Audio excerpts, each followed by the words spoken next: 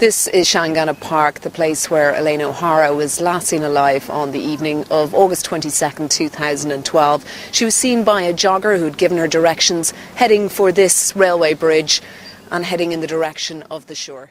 In the quiet summer of 2012, Dublin became the backdrop for a mystery that would grip the nation for years to come. Elaine O'Hara, a 36-year-old woman living a complex and private life, vanished without a trace. At first, it seemed like she had simply stepped away, but the truth was far darker than anyone could imagine. Years of silence followed until unexpected discoveries peeled back the layers of her disappearance, revealing a story of deception, danger, and darkness. What really happened to Elaine O'Hara? Who was behind her disappearance, and what sinister secrets lay hidden? This is a tale of unanswered questions that would finally find their chilling answers. Stay tuned as we uncover the disturbing details of this haunting mystery. Elaine O'Hara came into the world on March 17, 1976, in Dublin, Ireland. From the start, life was far from easy. She battled depression, anxiety, and self-harm, which made her feel like she didn't belong. Elaine wasn't a real outgoing social person, really. She used to suffer from depression. She used to self-harm a little bit. She never tried to hide it. She'd wear short sleeves. Elaine was naturally quiet and introverted, often finding it hard to share her feelings. School wasn't much of a safe space either. Bullying only added to her sense of isolation. As she grew older, things didn't improve. After finishing school at St. Joseph of Cluny, Elaine was diagnosed with depression and borderline personality disorder. On top of her mental health struggles, she also dealt with asthma, diabetes, and dyslexia. Each condition seemed to pile on more challenges, leaving her feeling further disconnected from the world around her. Though Elaine's family cared for her, they often didn't fully understand what she was going through. Financial difficulty and had run into debt. I feel bad asking, but you always said I could come to you if I needed a loan. Absolutely. It's just the doctors and hospitals and meds. It's a lot, you know. Darling, don't worry. Her relationship with her father in particular was strained, making her feel even lonelier. Back then, mental health wasn't widely discussed, and finding support wasn't as straightforward as it is today. Life hit Elaine hard in 2002 when her mother passed away. Elaine's mother was a teacher, and she was very close to Elaine, very protective of Elaine. And when Elaine's mother died, she felt it very hard. She really missed her mother. And things got even tougher in 2007 with the sudden death of her psychiatrist, Professor Anthony Clare. These losses left her feeling empty and abandoned. Seeking independence, she decided to move out in 2005. First, she settled in Blackrock and later found a more affordable place in Stepaside. Despite everything, Elaine refused to give up.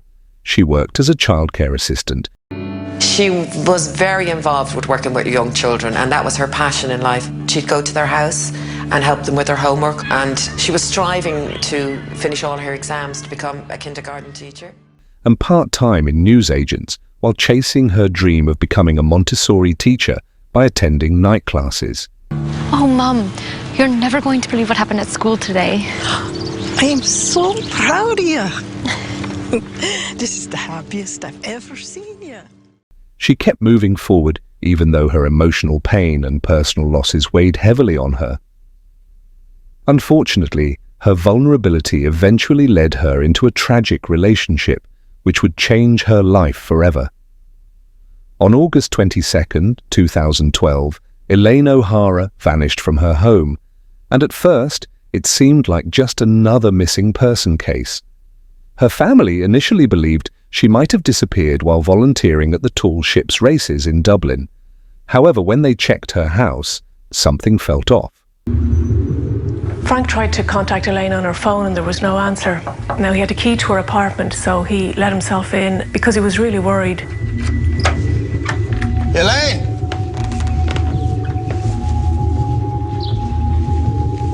You here? He was expecting her to be there, but there was no sign of her anywhere. Her purse, bag and phone were still there, but security footage showed her leaving the house with a different phone. Concerned, her family quickly reported her missing. My daughter's nowhere to be found. I know something terrible's happened because I talk to her every day. What's her name? Elaine. Elaine O'Hara. Elaine's last confirmed sighting was by a jogger in Shangana Park, located just south of Shankill in Dun Laoghaire, Rathdown. She had permission from a landowner to go onto his private land, and she used to let the dogs off their leads in this area. Initially, people thought she might have wandered off or needed some time to herself. But as time went on, it became evident that something far more alarming had happened. Frank tells the police that his daughter, Elaine, had been missing for almost 2 days. Nobody has seen and heard from her. He hasn't been able to contact her.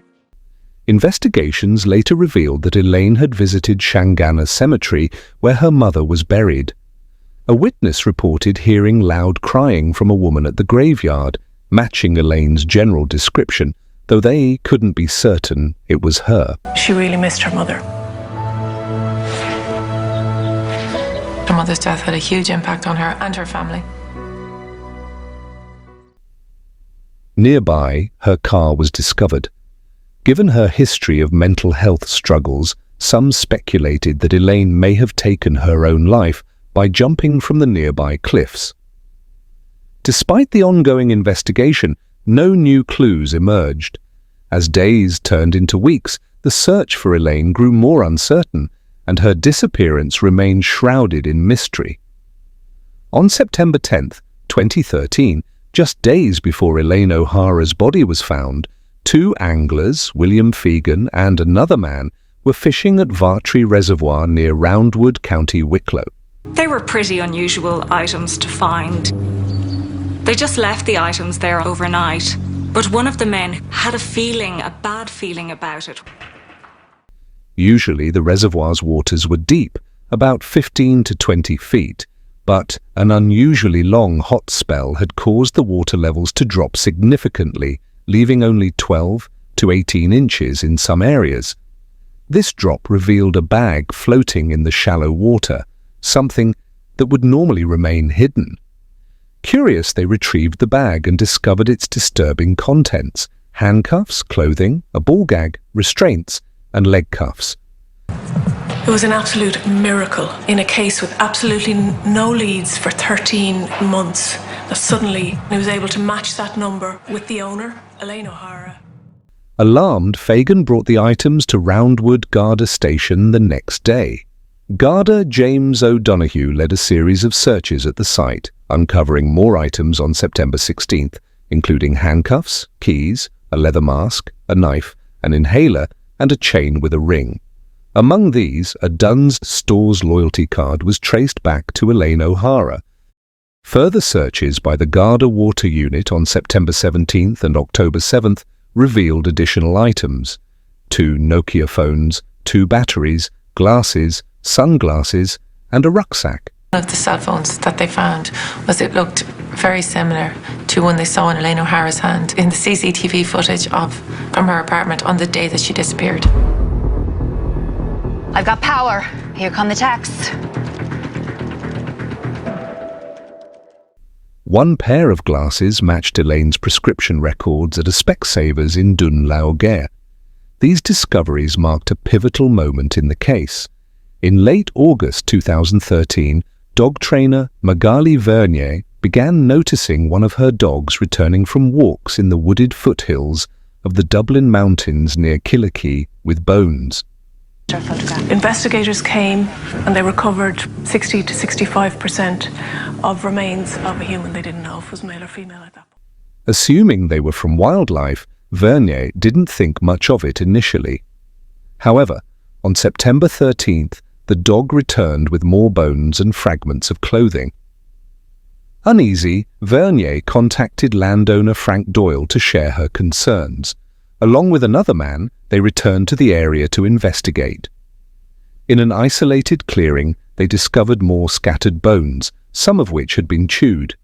Among the remains were a ribcage and a jawbone, confirming their worst fears. The bones were human. A jawbone was found at the scene, and it was compared with Elaine O'Hara's records, and it was an exact match. Realizing the seriousness of their discovery, they alerted the Garda E. Authorities conducted a thorough search but recovered only about 65% of the body. Dental records later confirmed the remains belonged to Elaine O'Hara. The case took a grim turn. In late 2007, police uncovered unsettling details about Elaine O'Hara's private life and her connection with Graham Dwyer.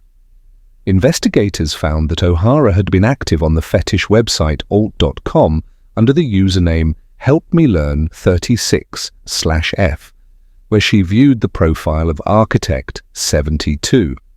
This profile was linked to Dwyer, an architect who used a Gmail account named Fetish Boy. Dwyer had no prior criminal record and came from an unremarkable background. Born on September 13, 1972, in Bandon, County Cork, he grew up with 3 siblings. After completing secondary school, he moved to Dublin in the early 1990s to study architecture at the Dublin Institute of Technology. In 1996, his relationship with Emma McShee ended after she became pregnant. He was working as an architect. He was living in Dublin's most expensive suburb, Foxrock. He moved to Dublin in the early 90s to attend college. He later married a fellow architect called Gemma, and they had 2 children together. In 2002, Dwyer married Gemma Healy, and they settled in the affluent area of Foxrock. Professionally, Dwyer thrived. By 2006, he had become a director at A&D Weichert and Partners Architects, working on significant projects such as the Carlow Institute of Technology and Leopardstown Racecourse. Personally, he enjoyed hobbies like flying remote-controlled aircraft and driving luxury cars. However, by 2011, Dwyer was under financial strain due to mounting debts and a salary cut caused by the economic downturn. Dwyer and O'Hara had a dark and troubling relationship centered on intense sexual activities, including bondage, violence, and knife play. Elaine did confide in me that she was seeing a married man and he wasn't being very nice to her. And I advised her, look, get the hell out of that, you're worth more than that. Their relationship spanned much of 2008 and later resurfaced in 2011 when Dwyer contacted O'Hara using a prepaid mobile phone.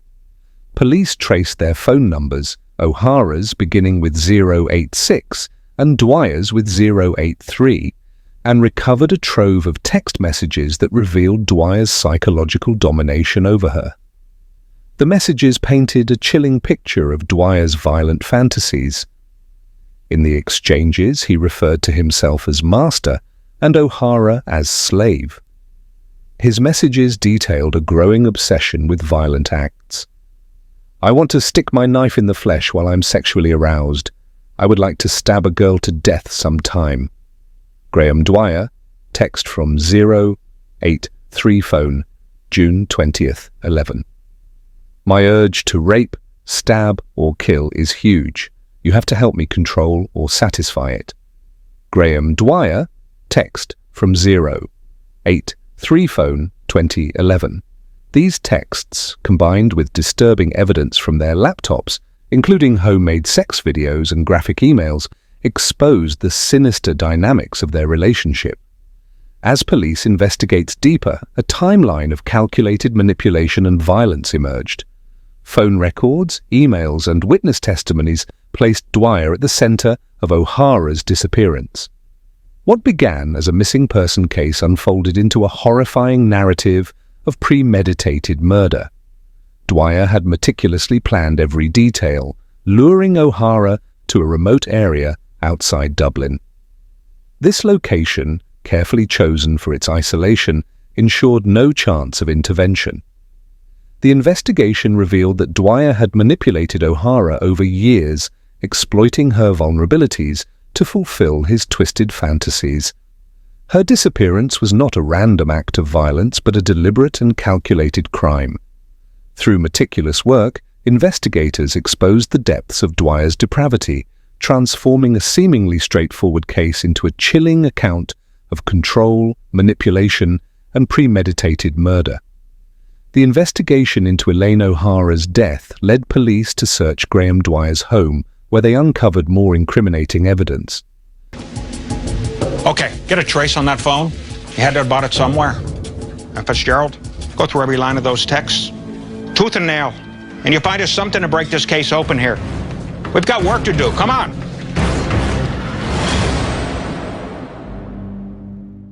Dwyer was arrested and initially denied any connection to O'Hara.